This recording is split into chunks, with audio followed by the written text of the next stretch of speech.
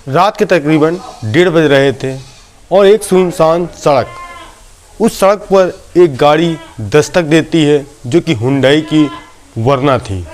और वह गाड़ी स्लो होती है, तभी एक शख्स जो कि आगे बैठा था वह एक सूटकेस उस गाड़ी से निकालता है और सड़क किनारे फेंक देता है।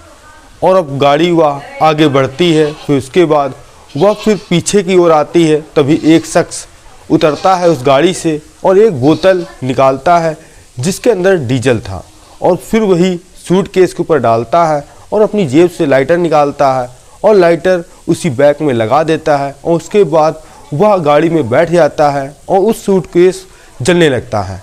अब जैसे ही यह बात आसपास के लोगों ने देखी कि एक सूटकेस में आग लग गई है और जब उसको बुझाया गया, जब उसके अंदर देखा गया तो एक ऐसा शख्स उसके अंदर निकला जिसकी आप कल्पना भी नहीं कर सकते। जब पुलिस ने उन दोनों शख्स को पकड़ा तो एक ऐसी कहानी निकल कर सामने आई जो कि इंसानियत को शर्मसार कर देने वाली थी। आइए हम बताते हैं और आपको इस कहानी के माध्यम से ज़रूर बताने का प्रयास करेंगे कि आखिर उस सूटकेस में क्या था और वो जो दो आरोपी इनका उनसे क्या संबंध था। आप सभी दोस्तों को नमस्कार, मेरा नाम रवि है। अगर आप हमारे चैनल पर नए हों सब्सक्राइब बेल आइकन जरूर दबाएं।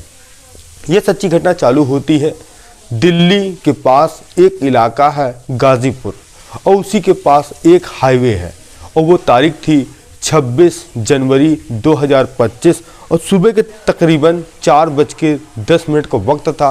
तभी एक कार उसी हाईवे से निकल रही थी और देखता है उसका ड्राइवर कि सड़क किनारे एक सूटकेस में आग लगी है और जल रहा है। अब वह अपनी गाड़ी रोकता है और फ़ौरन जो वहाँ का पुलिस स्टेशन था वहाँ पर फ़ोन करता है और मौका वारदात पर 10 से 15 मिनट पर वहाँ पर पुलिस फोर्स आती है और उस आग को बुझाया जाता है।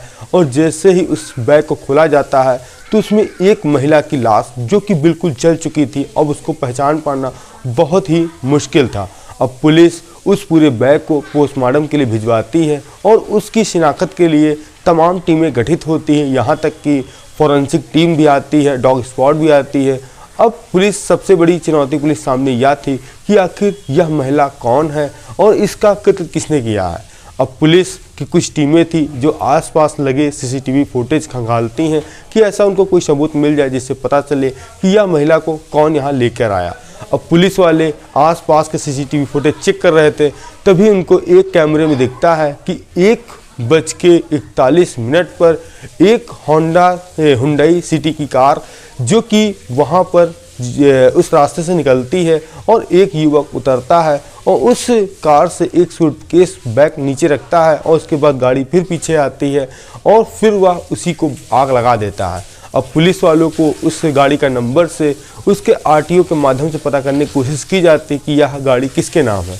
तभी पता चलता है कि जो इसका मालिक है दिल्ली के ही लोनी नगर का रहने वाला है। अब पुलिस की एक टीम पहुंचती है दिल्ली के लोनी नगर, उसी होंडा की गाड़ी थी और उसी का मालिक वहां मिल गया। तो उसने कहा कि आज से लगभग 2 महीना पहले ही उसने अपनी कार एक अमित शुक्ला नाम युवक को बेची है। अब फौरन पुलिस उस अमित के घर पहुंचती है और उसके बताए हुए पते पे जो उसका घर था वहां पर था खेड़ा कॉलोनी में। अब उसको पुलिस वाले हिरासत में लेते हैं, उसे पूछताछ करते हैं कि तुम्हारी 26 जनवरी यानी सुबह के करीब 1:41 पर तुम्हारी गाड़ी वहाँ हाईवे पर क्या कर रही थी, तो वह कुछ कह नहीं पाता है। अब पुलिस वाले जब उस युवक से कड़ाई से पूछताछ करते हैं तो वह एक नाम अपने दोस्त का लेता है जिसका नाम अनुज था, वह भी एक इलेक्ट्रीशियन का काम करता था। अब पुलिस वाले दोनों को बैठालते हैं, थाने में पूछताछ करते हैं। तभी अमित तिवारी कहता है कि आज से लगभग 2 साल पहले एक उसके चाचा की लड़की जिसका नाम था शिल्पा पांडे जो कि अपने माता पिता के साथ सूरत में रहती थी और वह मूल रूप से उत्तर प्रदेश के रहने वाली थी।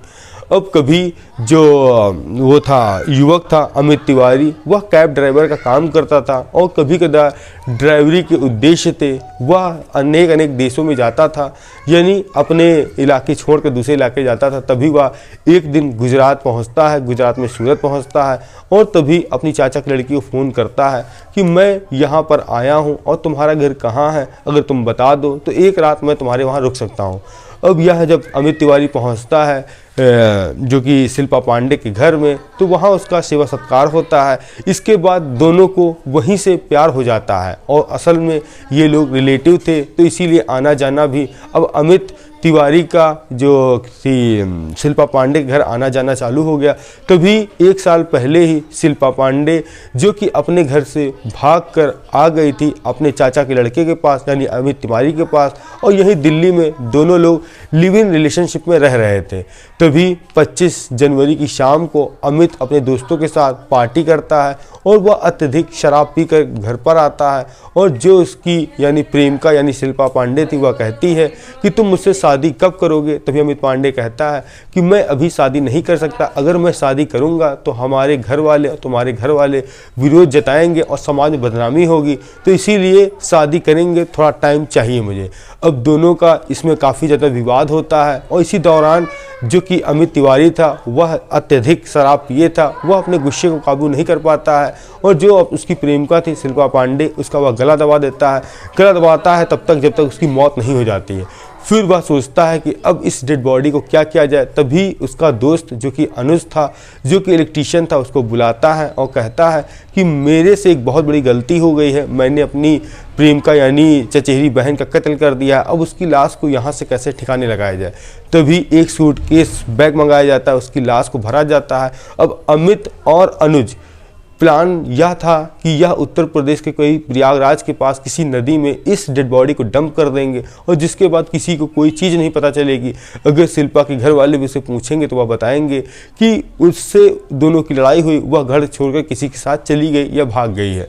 अब जैसे ही इन लोगों ने यह प्लान बनाया तभी उनकी जो कार थी, अब कार से क्योंकि 26 जनवरी का दिन अगला था तो इसीलिए पूरी दिल्ली में हाई अलर्ट था। अनुज अमित तिवारी पहले तो रेकी करने के लिए निकलते हैं कि कहाँ कहाँ चेक पोस्ट है, कहाँ कहाँ उनकी गाड़ी रोकी जा सकती है, उसी हिसाब से तब डेड बॉडी वो लेके जाएंगे।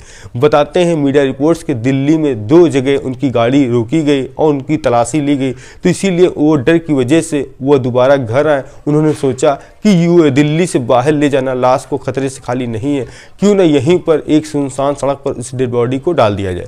अब वह कार में डेड बॉडी डालते हैं, सूटकेस को, और निकलते हैं। दिल्ली से थोड़ी ही दूर था गाजीपुर इलाका जहां की सुनसान सड़क थी। उससे पहले ही एक पेट्रोल पंप पे 160 रुपये का डीजल भरवाते हैं और उनका यही उद्देश्य था कि सड़क किनारे डालेंगे और उसके आग के हवाले करेंगे और 3 से 4 घंटे में डेड बॉडी जल जाएगी और जो कि सबूत सारे मिट जाएंगे। अब फ़ौरन ही 1:30 बजे का सुबह का समय हो गया था और वहाँ पर गाड़ी रुकती है और वहाँ पे सूटकेस निकाला जाता है, फिर उस पर आगी लगाई जाती है और फिर वह अनुज को उसके घर छोड़ता है और अमित फिर अपने घर दिल्ली में ही चला जाता है और फिर इत्मीनान से सब बैठ जाते हैं। जब वहाँ पर एक दूसरी गाड़ी आती है तो उसको एक बैग संदिग्ध हालत में लगता है। जब वह पुलिस को फ़ोन करता है तो पता चलता है चाचा के लड़के ने ही अपनी चचेरी बहन का कत्ल किया, वो भी अवैध संबंध। अब पुलिस ने दोनों को हिरासत में लेकर जेल भेज दिया है। आपका इस कमेंट के माध्यम से कुछ भी सुझाव हो तो दे सकते हैं। मिलते हैं नई कहानी नई शुरुआत के साथ। जय हिंद, जय भारत।